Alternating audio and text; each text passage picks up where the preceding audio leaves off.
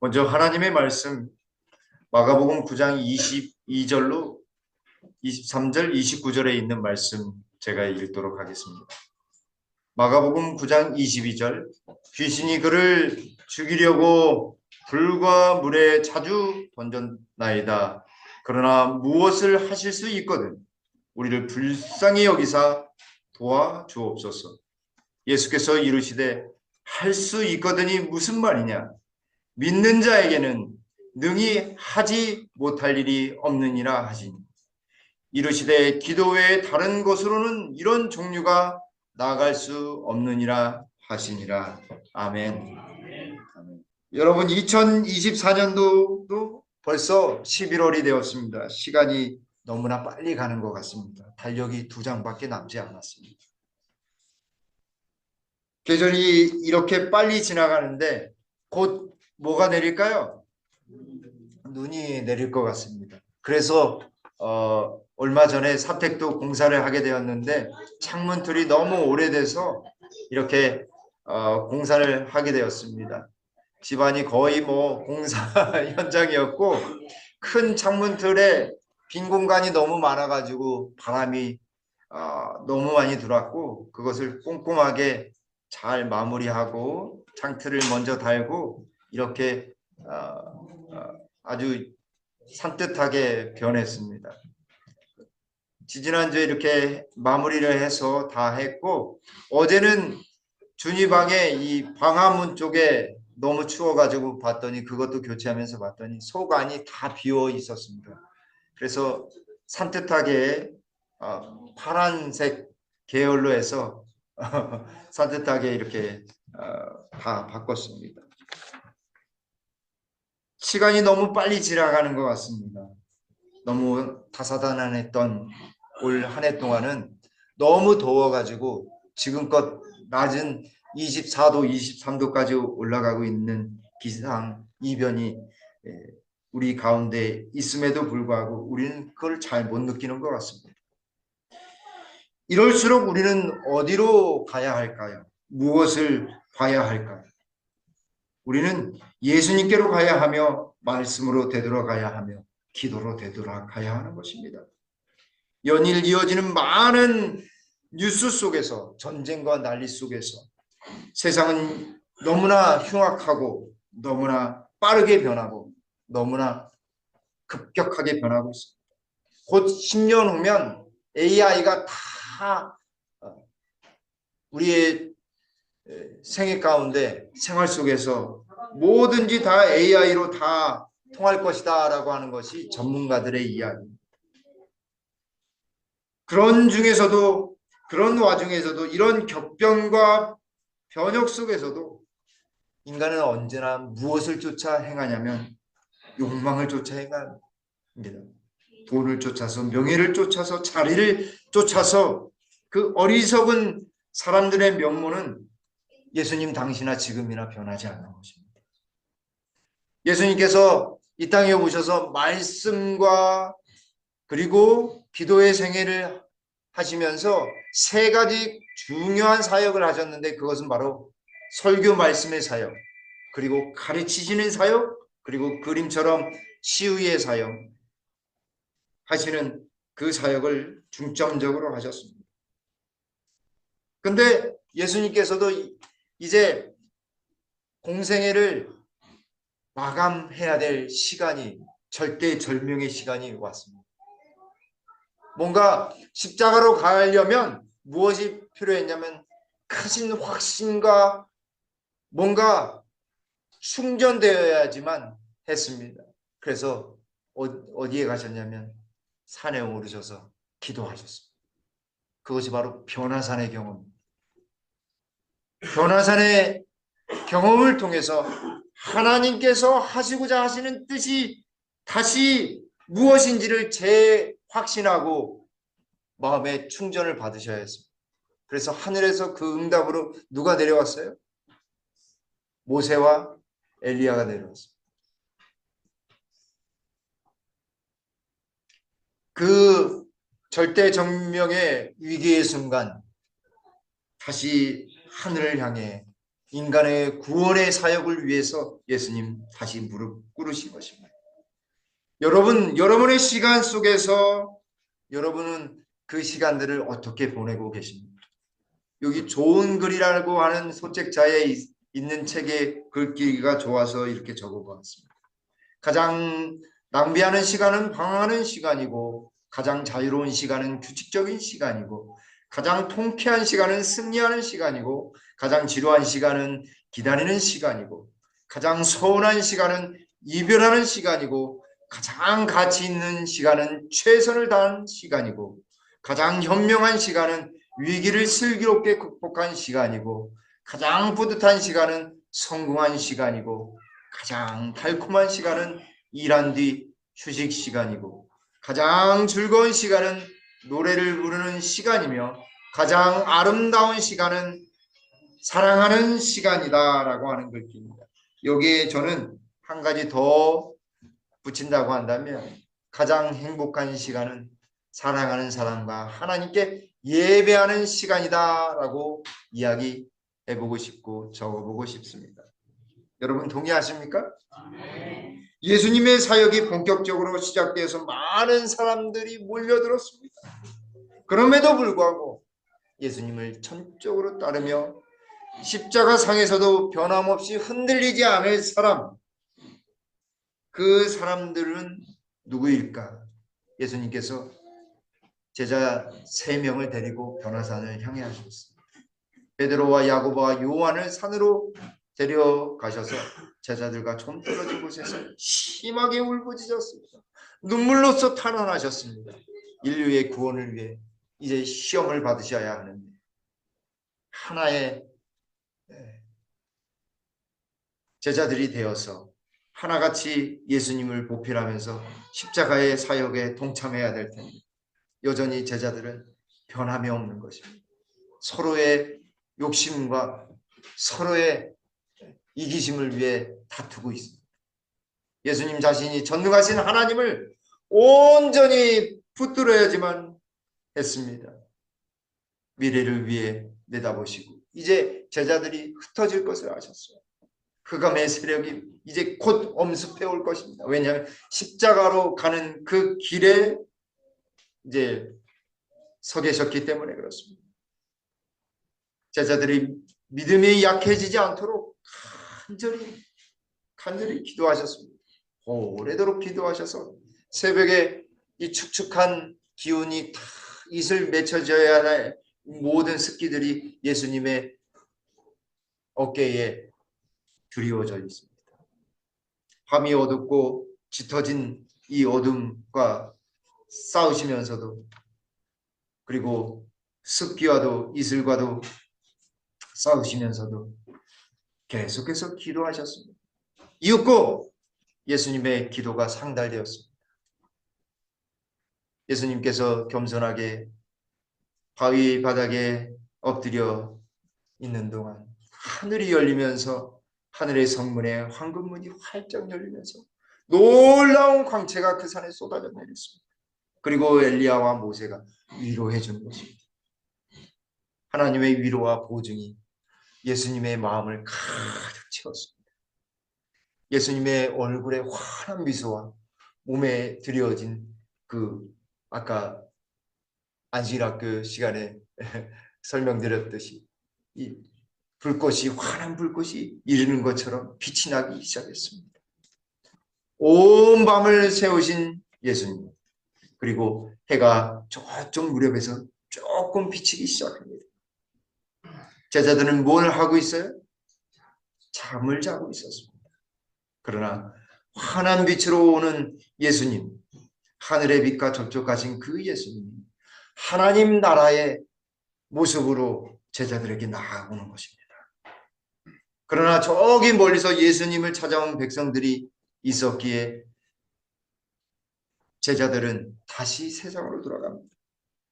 그런 와중에 예수님께서 제자들에게 권세를 주셔서 귀신을 쫓으라고 말씀하십니다.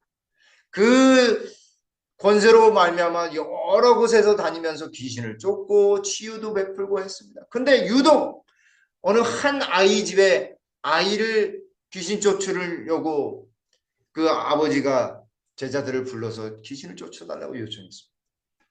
근데 쫓아져요? 안 쫓아져요? 안 쫓아지는 거죠. 오히려 더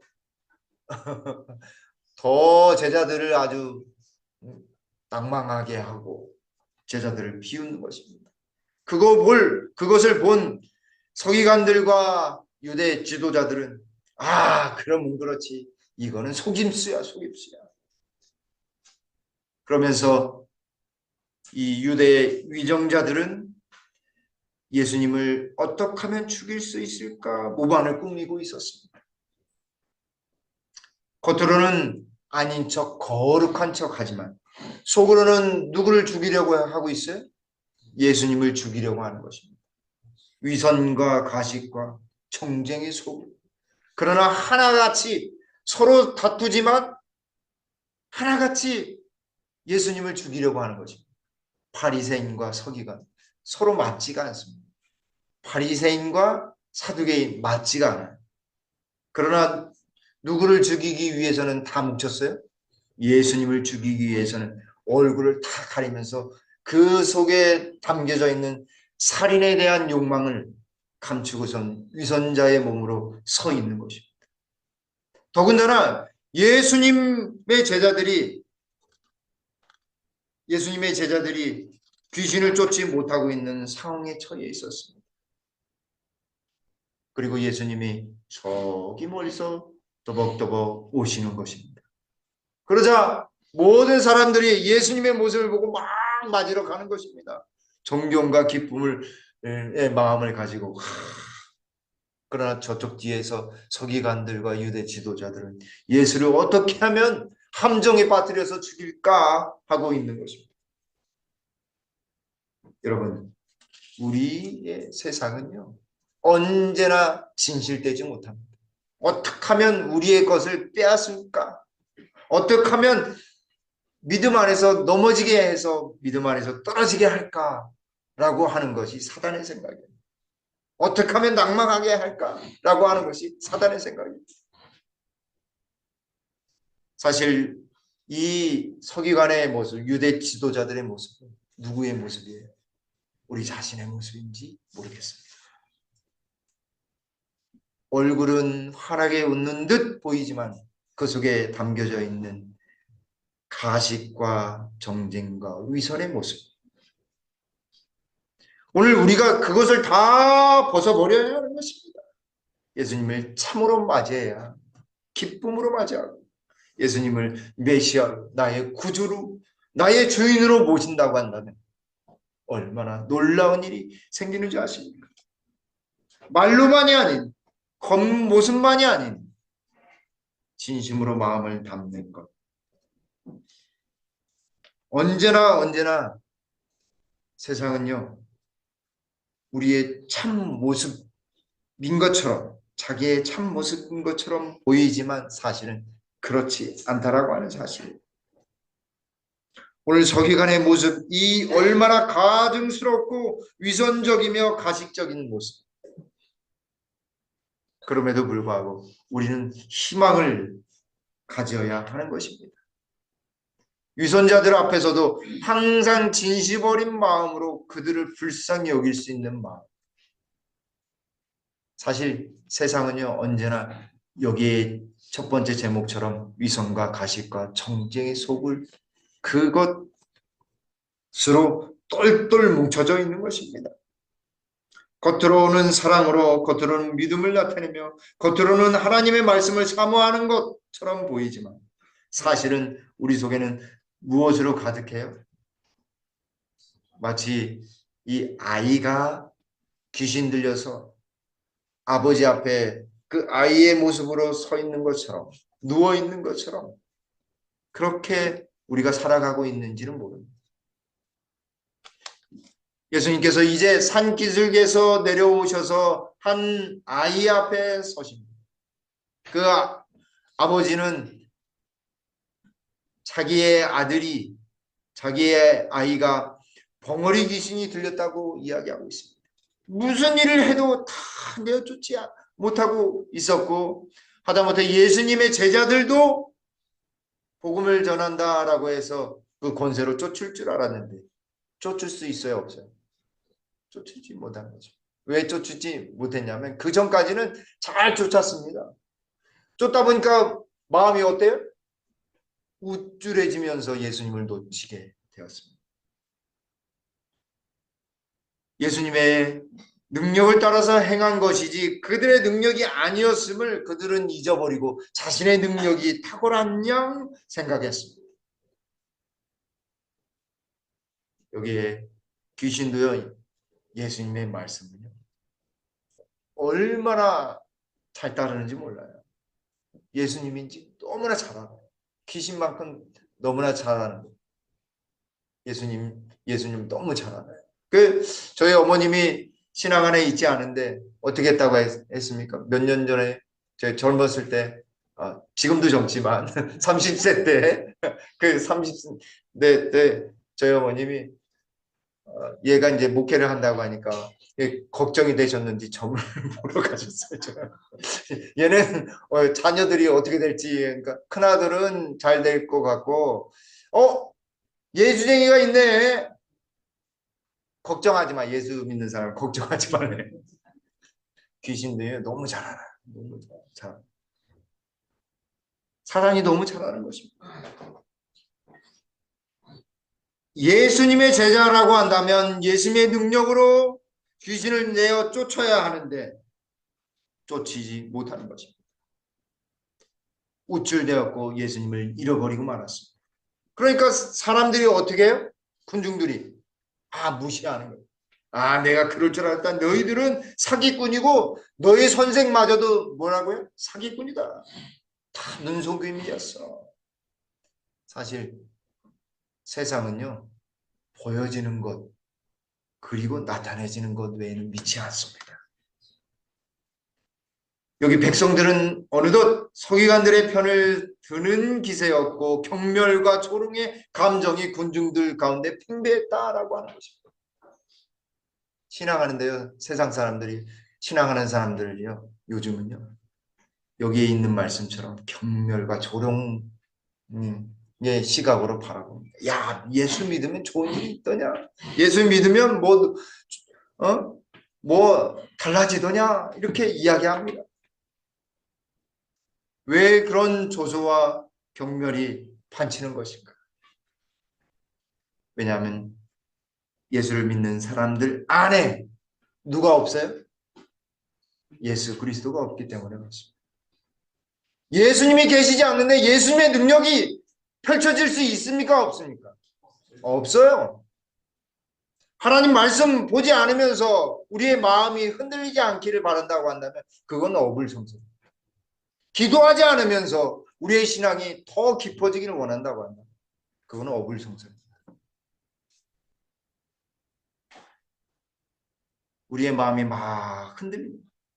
사실 세상의 사람들의 마음이 얼마나 금방 이렇게 쏠리고 저렇게 쏠리고 막 휘둘러집니까? 서기관이 말하니까요, 그 옆에 있던 사람이 예수님 오신다! 옆에 있는 사람이 그러니까 서기관들도 다시 아닌 척 경멸하고 모욕하던 그 자세를 다 얼굴을 가리며 거룩한 척하면서 예수님 환영하는 것이에요. 세상의 모습이 이래요. 가식과 위선과 전쟁. 그러나 속에는 뭐가 있어요? 예수님을 어떻게 하려고? 죽이려고 하는. 틈만 보이면. 여기 마가복음 9장 14절에 서기관들이 그들과 더불어 무엇 하고 있더라? 변론하고 있더라.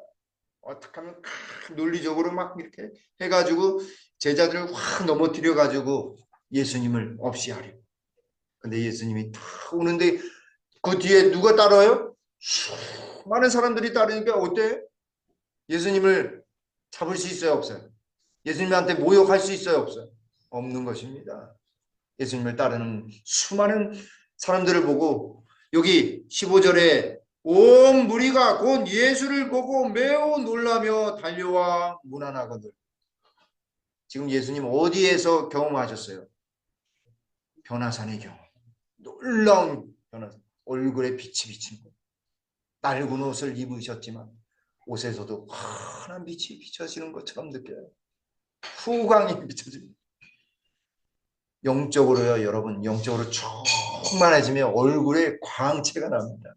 말 한마디에도 힘이 서려 있어요.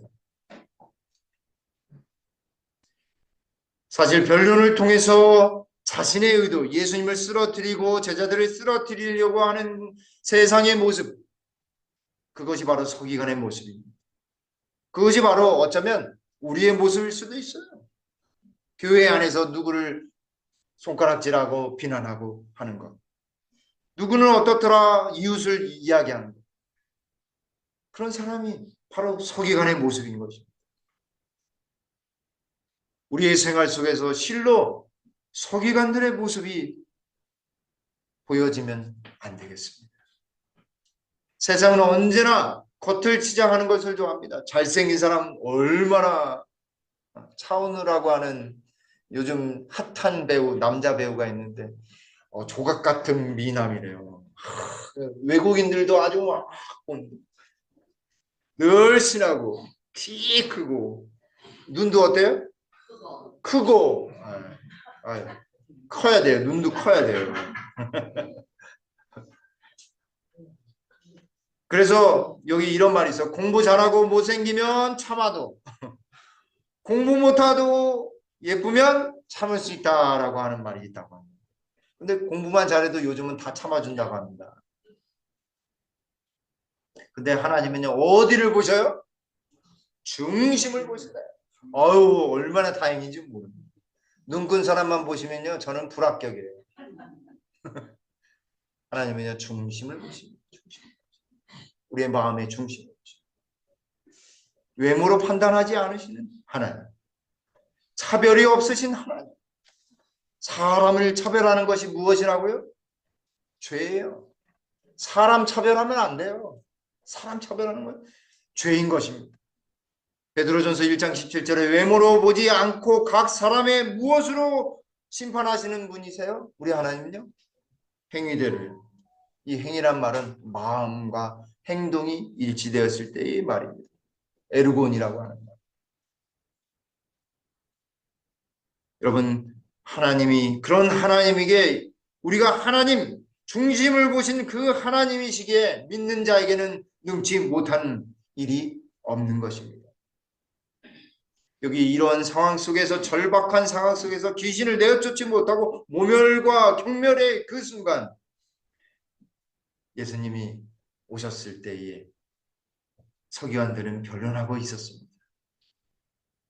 예수께서 물으시되 너희가 무엇을 저희와 변론하느냐? 무엇 때문에 난리가 났어요? 귀신을 쫓는 일 때문에.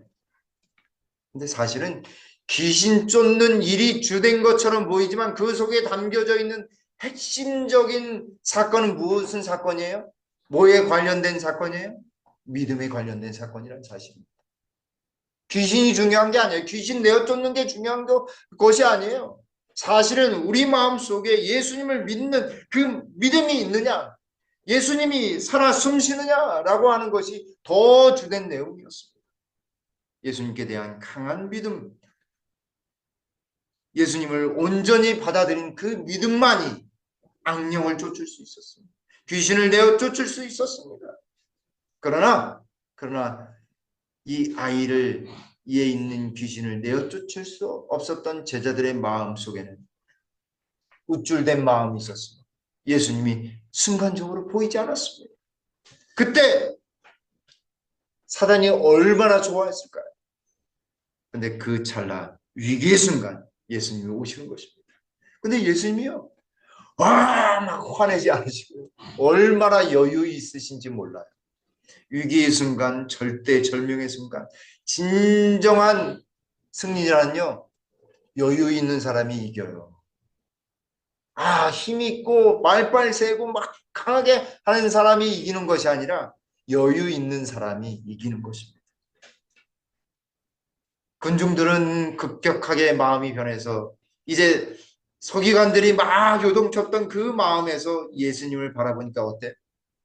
다시 긍정적으로 조금 변하기 시작합니다.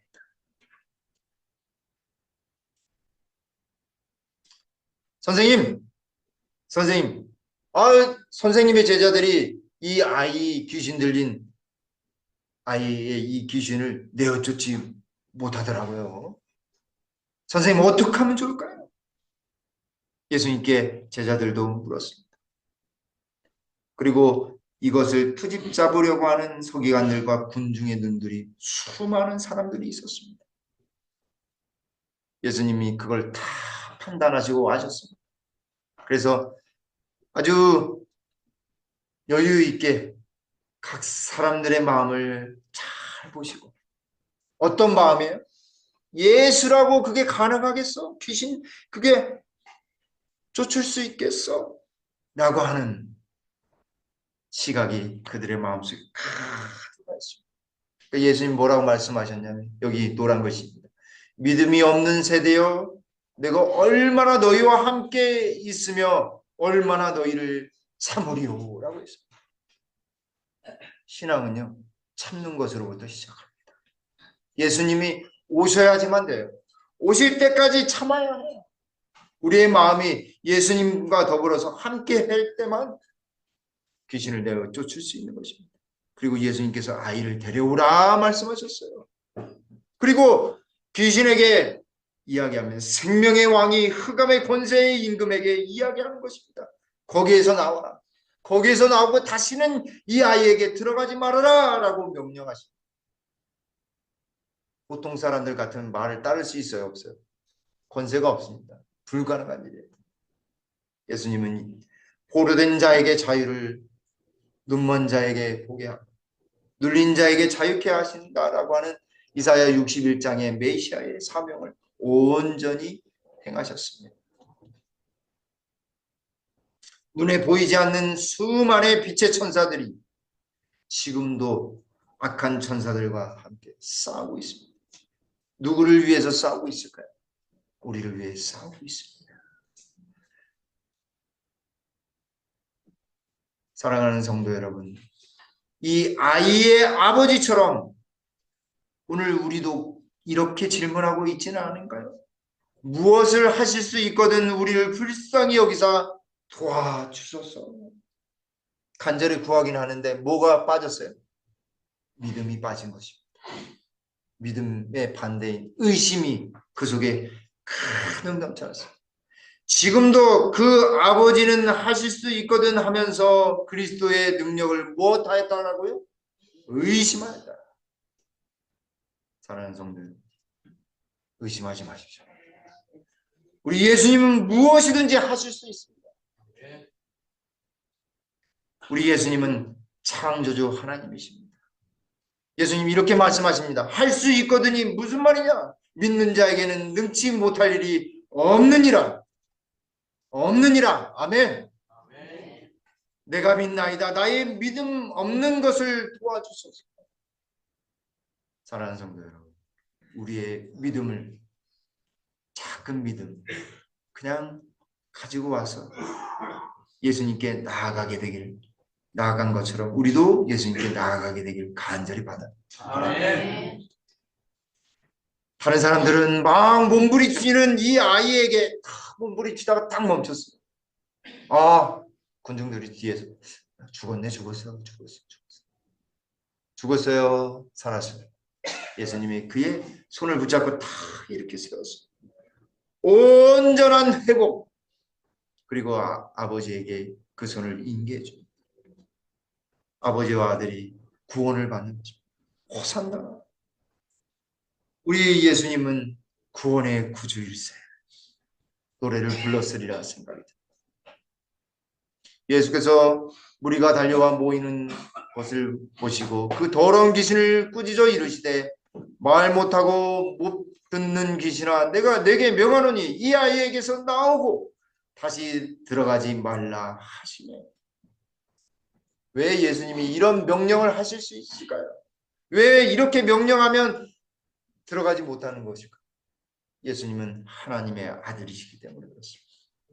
하나님이시기 때문에 그렇습니다.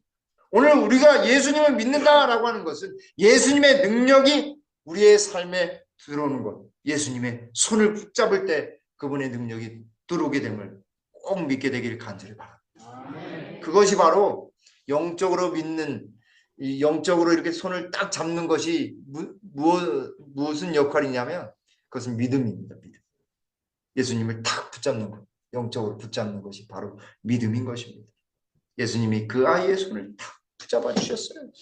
연약하고 나약하며 병들어서 귀신이 들린 그 몸이라 할지라도 잡아주시는 예수님. 걱정하지 마시고 예수님의 손을 붙잡게 되길 간절히 바랍니다. 예수님을 붙잡읍시다.